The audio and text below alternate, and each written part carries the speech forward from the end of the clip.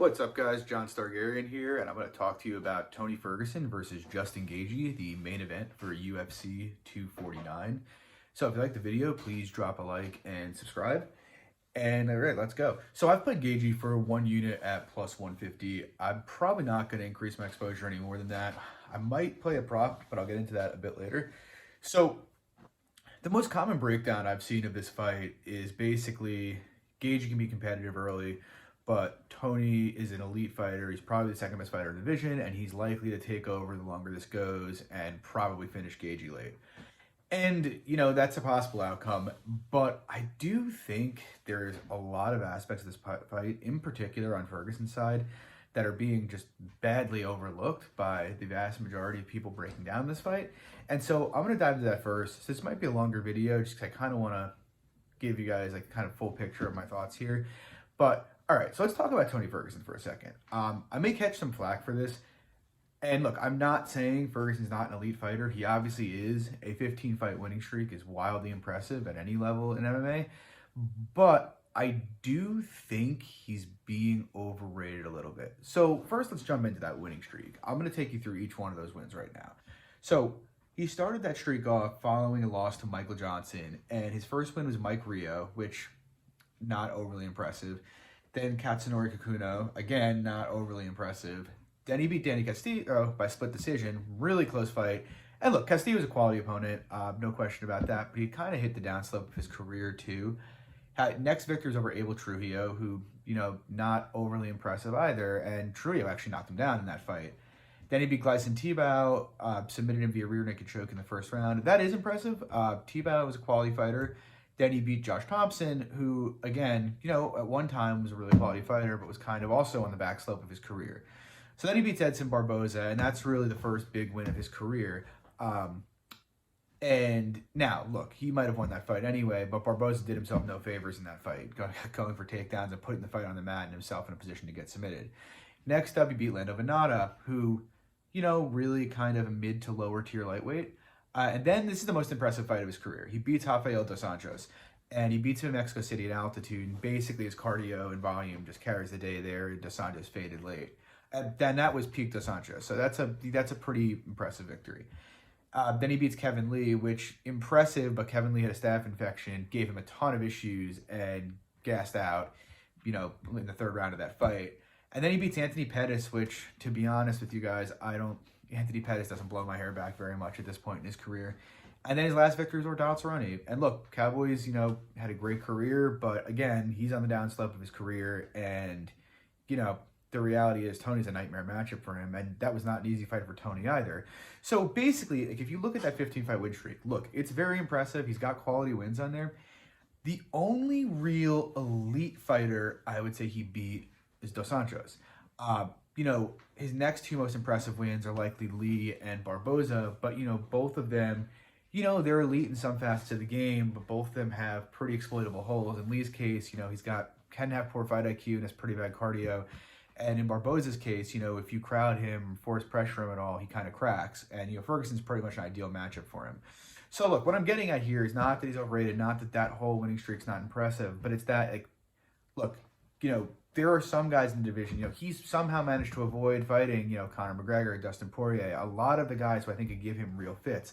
And Gaethje is another one of those guys. And so it's I think you need to approach this, with an even mind and realize, yes, it's impressive what Ferguson's done, but it's not like he's beaten 6 or 7 elite fighters and is this dominant force of nature like, say, Khabib is. Khabib goes in there and just ragdolls people. And actually, I think when you actually take a look at these last 3 fights, there are some real signs for concern. So, first of all, Ferguson's 36 years old. Not what he, and look, he hasn't shown any bad signs of slowing down yet, but let's look at the Lee fight, for example. Now, look, you can't expect Gaethje to go out there and wrestle him like Kevin Lee did, but if you actually look at distance striking in that fight, they were nearly even on the numbers there through 3 rounds. And, Lee's got okay offensive striking, but it's nothing special. And, he was hitting Tony until he gassed. Then you look at the next fight after that, and it's Anthony Pettis. And Pettis, Ferguson mostly dominated that fight, but obviously he got put in real trouble by Pettis there. Pettis rocked him and, really put him on skates for a bit. And again, and he also hit him with a leg kick there that really seemed to shake that leg, that injured leg. But, again, he won that fight cleanly and, impressively, I would say. But, Pettis was more competitive, I think I and a lot of people expected him to be. And then his most recent fight with Cerrone, that was actually my biggest bet I've ever made, was on Ferguson in that fight. And again, he was probably going to win the third round. But it was 1-1 on the cards, on 2 cards at least. So you look at that, Cerrone landed 68 significant strikes in 2 rounds against Ferguson. That is a huge number. And that is not like, that is a guy who's having real success against you. So while Ferguson landed 104, he's shown he can get hit. And I actually think his performances since the Dos Anjos fight have gotten less and less impressive. So basically what I'm getting at is I think, there's starting to be some signs of age there with him. He obviously still has the insane cardio, and he obviously can go out there and still put it on somebody who can't handle pressure. But there's a couple factors here that are worrisome to me with Ferguson. And digging even deeper into that, Ferguson's actually been knocked down 4 times in his career, and yet he's somehow 3-1 in those fights. That's a bit of an anomaly. Guys who get dropped that often don't generally win 75% of those fights. In fact, for the entire documented history of the UFC, or as long as UFC stats goes back, if you actually look at the data, guys who get dropped lose those fights about 84% of the time. And Ferguson's won 3. So that's a bit of an anomaly, and it's not an accident that he's getting dropped. Ferguson, he can have good defense at range, but when he comes into the pocket, he can get lazy, and he'll just kind of stand in front of you and just eat shots. And he's gotten dropped by most of the bigger hitters he's fought. And so that is a concern here against a guy like Gaethje, who hits really, really hard. And then, going one layer further, and another big issue for Ferguson I see here is leg kicks. So Ferguson's, for his career, has only defended 23% of leg kicks. That means 77% of the kicks that are getting thrown at him are getting through.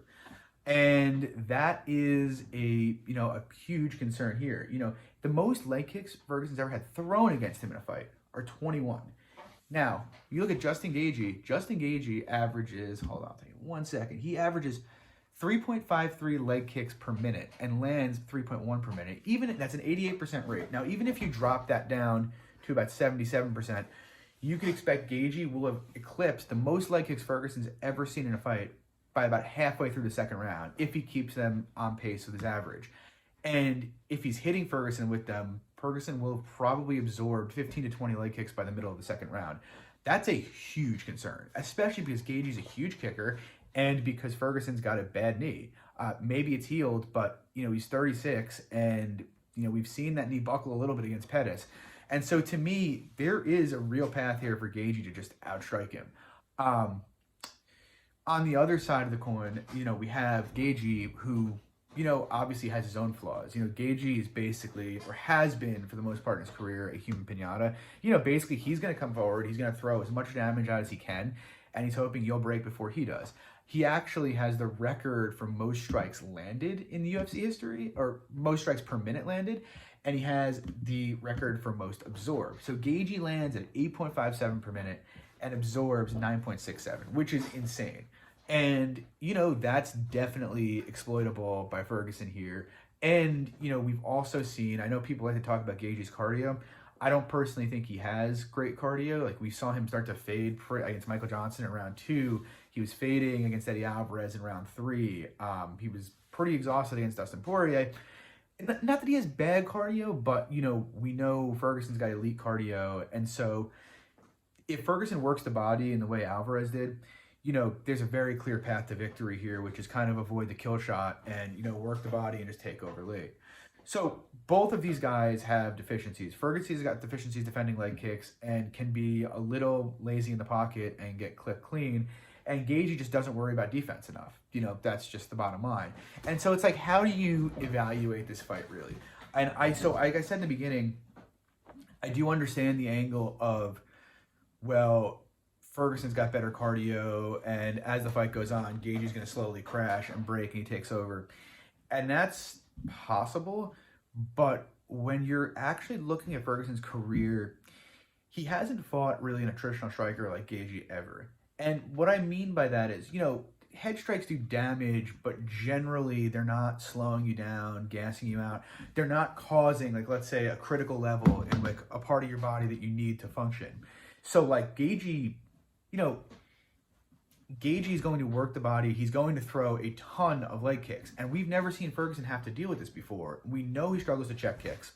And so I think it's a bit of a big assumption to think Ferguson is just going to be able to eat all these leg kicks and, you know, eat all the damage it's going to have coming back at him and just be able to keep going.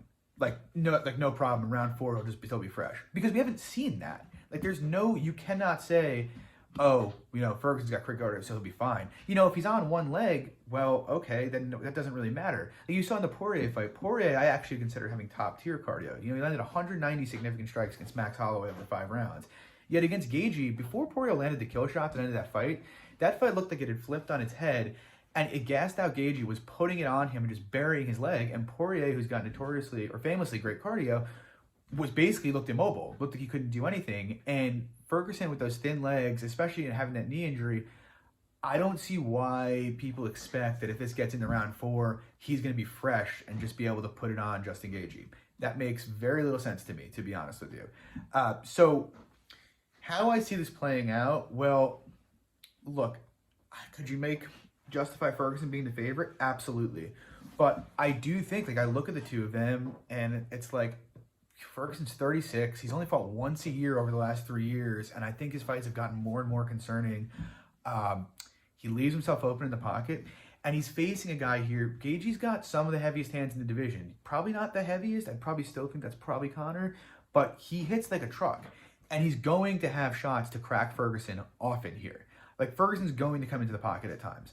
And so ultimately, like, I do think Ferguson will likely do better on the numbers in terms of volume. And, you know, but I think Gaethje will probably land big shots, and I think the leg kicks are going to have a big effect. So, and like I said earlier, you know, Ferguson's gotten hurt multiple times throughout his career, so I think a chance of a Gaethje KO is fairly high. And unlike some of the guys who've knocked down Ferguson, Gaethje's a killer. He's going to if he puts him down, he's not going to give him any space. He's going to get on him and just look to finish. And that's been one of the biggest problems we've seen when he's been rocked, is no follow-up. And so I think the chance for a KO for Gaethje is pretty high. And then this is the other bet I'm thinking about. I've seen people say Gaethje has no chance for a decision here. The line is plus 1,200 for Gaethje winning by decision. And I just totally disagree with that. As I just mentioned, you know, Poirier lost round 3 of that fight, even though Gaethje looked like he was wearing down and taking a ton of damage for the first 2 rounds. And I actually do believe if Poirier hadn't clipped him, he was going to end up losing that fight.